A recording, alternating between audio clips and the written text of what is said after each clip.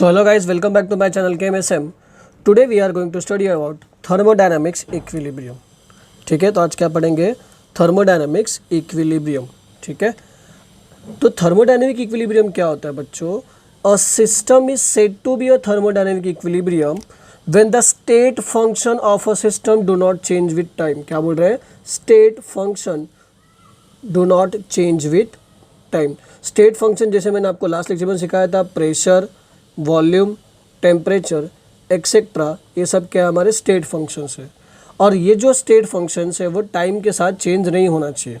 ठीक है, तो वैसी जो कंडीशन होगी उस कंडीशन में जो भी सिस्टम होगा उसको हम लोग क्या बोलेंगे? System is said to be a thermodynamic equilibrium. इसको समझते हैं हम लोग. कंसिडर करते हैं एक कंटेनर.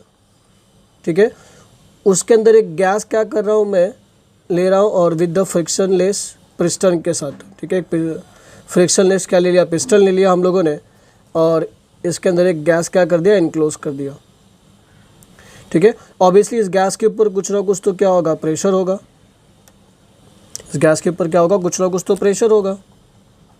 प्रेशर, कुछ ना कुछ तो इसकी वॉल्यूम होगी, और इसका कुछ ना कुछ तो एक कांस्टेंट क्या होगा? टेम्परेचर होगा.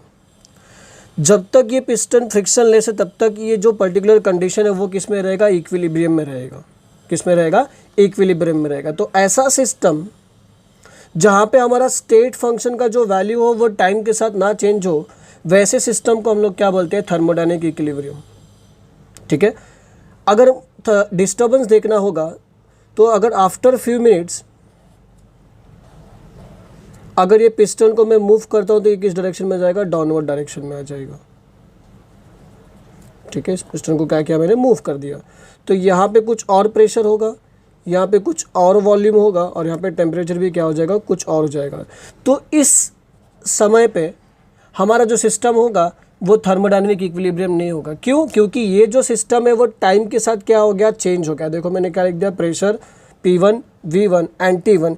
क्यों? क्योंकि जैसे ही मैंने पिस्टन के ऊपर एक फोर्स लगाया, पिस्टन क्या हो गया? डाउनवर्ड डायरेक्शन में क्या कर दिया? मूव कर दिया, और मुझे कुछ नए वेरिएबल्स मिल गए. तो ये थर्मोडायनेमिक इक्विलिब्रियम में नहीं होगा. क्यों नहीं होगा? क्योंकि ये टाइम के साथ इसका स्टेट फंक्शन क्या हो गया? चेंज हो गया.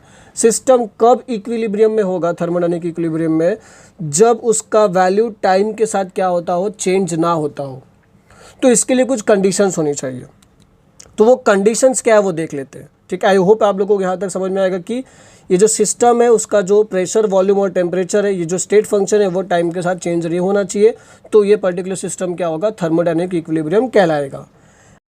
सो to attain the thermodynamic equilibrium, मैंने यहाँ पे कुछ पॉइंट्स लिखे. अगर वो पॉइंट सेटिस्फाई हो जाएंगे तो वो कंडीशन क्या हो जाएगी? इक्विलिब्रियम में आ जाएगी. For macroscopic variable like pressure, volume, temperature remains unchanged with time. Chemical composition does not change with time.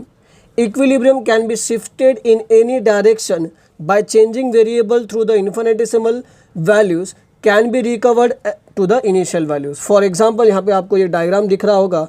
अगर मैं अपवर्ड फोर्स लगा रहा हूँ और डाउनवर्ड फोर्स भी है, अगर ये डाउनवर्ड फोर्स ऊपर की तरफ भाग रहा है तो अपवर्ड फोर्स क्या करेगा? उसको कंप्रेस करने की कोशिश करेगा. तो ये सिस्टम किस में आ जाएगा? एक पर्टिकुलर इक्विलिब्रियम में आ जाएगा. ये सिस्टम किस में आ जाएगा? पर्टिकुलर एक इक्विलिब्रियम में आ जाएगा. और अगर मुझे फिर से इक्विलिब्रियम अटेन करना होगा तो मैं इस पिस्टन को अपवर्ड की डायरेक्शन में भी थोड़ा सा मूव कर सकता हूँ, थोड़ा डाउनवर्ड की डायरेक्शन में भी मूव करूँगा. तो मुझे जो मेरा इनिशियल इक्विलिब्रियम था वो क्या होगा? मुझे वापस ऑब्टेन हो जाएगा. इसलिए यहाँ पे मैंने लिखा है कि equilibrium can be shifted in any direction by changing a variable through the infinitesimal values can be recovered to the initial values. ये थर्ड पॉइंट का मतलब होता है. अपवर्ड फोर्स और डाउनवर्ड फोर्स क्या है? इक्वल है.